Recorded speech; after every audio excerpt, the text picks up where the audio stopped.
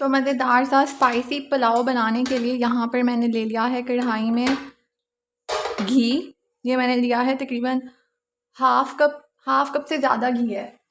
पुलाव में ना घी ज़्यादा डलता है। अगर हम कम घी डालेंगे तो चावल आपस में जुड़ेंगे, अगर हम ज़्यादा घी डालेंगे तो चावल आपस में जुड़ेंगे नहीं। ये चीज़ भी बहुत सारे लोगों को पता नहीं होती, लेकिन आज मैं आपको बता रही हूँ। और जैसे ही हमारा घी थोड़ा गर्म होगा ना, हम इसमें खड़े मसाले ऐड कर देंगे, जिसमें है हमारे पास ज़ीरा, 2 लौंग, ये है बड़ी इलायची, ये बादियान का फूल, और ये है हमारे पास जायफल, और ये तेज़पत्ता। बस यही खड़े मसाले इसमें जाएंगे। ये जायफल और ये बादियान का फूल आपने ज़रूर डालना है, इससे चावलों से बहुत अच्छी, पुलाव से बहुत अच्छी खुशबू आती है।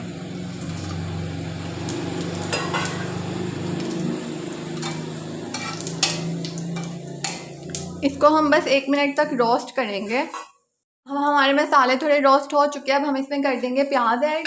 चावलों में हमने इस तरह का प्याज काटना है। ये देखें, मैंने इस तरह का बारीक बारीक प्याज कट कर लिया है। 2 प्याज लिया मैंने मीडियम साइज़ के।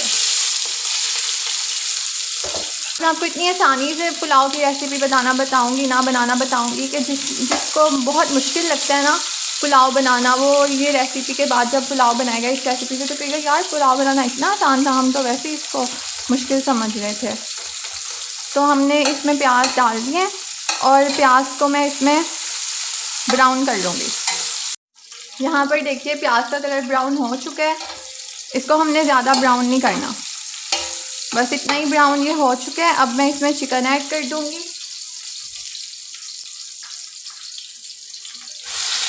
चिकन ऐड करते साथ ही मैं इसमें ऐड कर दूँगी लहसुन और अदरक का पेस्ट। ये 2 चम्मच मैं ऐड कर रही हूँ इसमें लहसुन और अदरक का पेस्ट, और साथ ही मैं इसमें ऐड कर दूँगी नमक। 1 चम्मच नमक मैं ऐड कर रही हूँ। और अब हम इसको इतनी देर तक पकाएंगे जब तक हमारा चिकन ब्राउन नहीं हो जाता। ब्राउन मतलब जब तक हमारा चिकन लाइट गोल्डन नहीं हो जाता, क्योंकि हमने लहसुन और अदरक में जब चिकन को पकाएंगे इसकी स्मेल ख़त्म हो जाएगी। एक तो इसका टेस्ट बहुत मज़े का आएगा और लहसुन और अदरक का कच्चापन भी ख़त्म हो जाएगा। तो फिर मैं इसको पका के आपसे मिलती हूँ। यहाँ पर हमारे चिकन का कलर ब्राउन हो चुका है। इस पॉइंट पर पहले हमने इसमें सिर्फ नमक डाला था, और अब हम इसमें डालेंगे अपनी, ये है रेड क्रश चिली पाउडर। ये मैं पूरा चम्मच भर के डाल दूँगी क्योंकि आज मेरा स्पाइसी चावल खाने का दिल कर रहा है। अगर आपको कम स्पाइसी पसंद है तो आप सिर्फ हाफ़ चम्मच डालें। उसके साथ ही मैं इसमें डाल दूँगी, ये है टमाटर, 2 टमाटर लिए मैंने, और ये है 5 से 6 हरी मिर्चें जिनको मैंने छोटा छोटा काट लिया। ये है मेरे पास यहाँ पर चिकन क्यूब कनौर का। ये अगर आपके पास अवेलेबल हो तो आप ऐड कर सकते हैं, नहीं तो आप इसको स्किप भी कर सकते हैं। ये वैसे इजीली मार्केट में अवेलेबल होता ही होता है। तो मेरे पास ये है तो मैं इसमें से निकाल के 1 ऐड कर दूँगी, बस ज़्यादा नहीं ऐड करना। और अब मैं इसकी इतनी अच्छी तरीके से भुनाई कर लूँगी कि ये जो टमाटर और मिर्च और ये जो क्यूब है ना, ये अच्छी तरह इसमें मिक्स हो जाए। और मैं 5 मिनट के लिए इसको तेज़ आंच पर इसकी भुनाई करूँगी। अच्छा, यहाँ देखें हमारे जो टमाटर हैं इसमें वो अच्छे तरीके से मिक्स हो गए हैं, और मसाला भी आपको नज़र आ रहा होगा अच्छे तरीके से इसमें भुन चुका है। अब हम इसमें अपना पानी ऐड कर देंगे।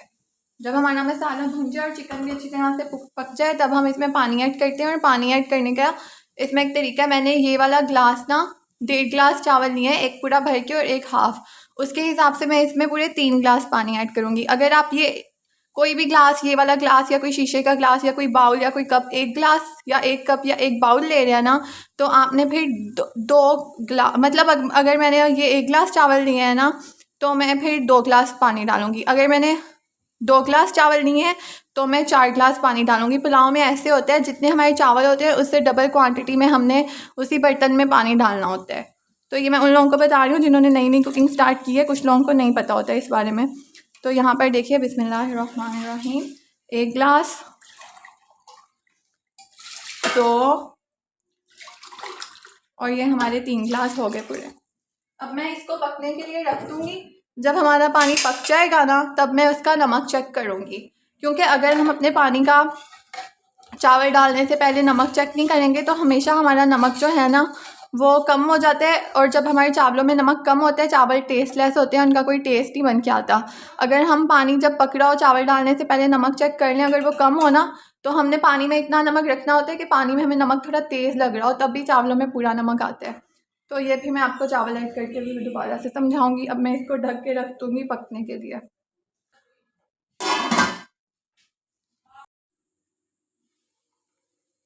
तो यहाँ पर हमारा पानी पकना शुरू हो गया है। अब हम इसका नमक चेक कर लेंगे। अगर पानी में नमक पूरा होगा या कम होगा तो हमने और डालना है। अगर पहले से तेज़ होगा तो ठीक है, रहने देते हैं। इस पॉइंट पे नमक थोड़ा तेज़ होना चाहिए पानी में। तो मैंने अभी नमक चेक किया, नमक थोड़ा मुझे कम लग रहा है, तो ना मैं अभी थोड़ा सा नमक और ऐड कर दूँगी इसमें। आधा चम्मच नमक मैं इसमें और ऐड कर दूँगी और इसको मैं अच्छे तरीके से इसमें मिक्स कर लूँगी ताकि हमारा नमक बैलेंस हो जाए। ये ना हो कहीं नमक ज़्यादा और कहीं पर कम हो।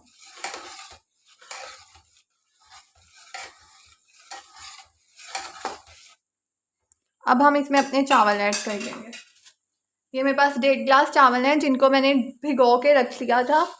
तकरीबन इनको मैंने आधे घंटे के लिए भिगोया है पानी में। अब हम अपने इसमें चावल डालेंगे और चावलों में हमने चम्मच ऐसे ऐसे नहीं घुमाना, चावल टूट जाएंगे। हमने इसको ऐसे नीचे से चम्मच चलाते हुए मिक्स कर देना है चावलों में।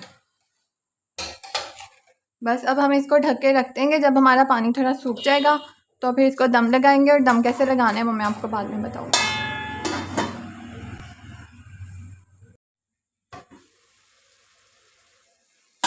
तो यहाँ देखिए हमारे चावलों में थोड़ा सा पानी रह गया है। ये बस जितनी बबल्स बन रही है, इस पॉइंट पर हमने इसको दम लगाना होता है।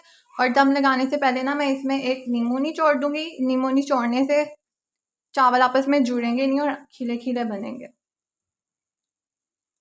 और साथ ही मैं इसमें ना 1 चम्मच शाहजीरा का ऐड कर दूँगी। ये चावलों में बहुत अच्छा लगता है और इससे चावलों में बहुत अच्छी खुशबू भी आती है। बस ये करके दम लगाने से पहले ना मैं ये तवा रख लूँगी। तवे के ऊपर अगर हम चावलों वाली कढ़ाई रख के दम लगाए ना तो चावल साथ में जुड़ते नहीं है। ये मैं तवा इसके ऊपर रख के इसके ऊपर कढ़ाई रखूँगी और फिर इसको मैं ढक दूँगी।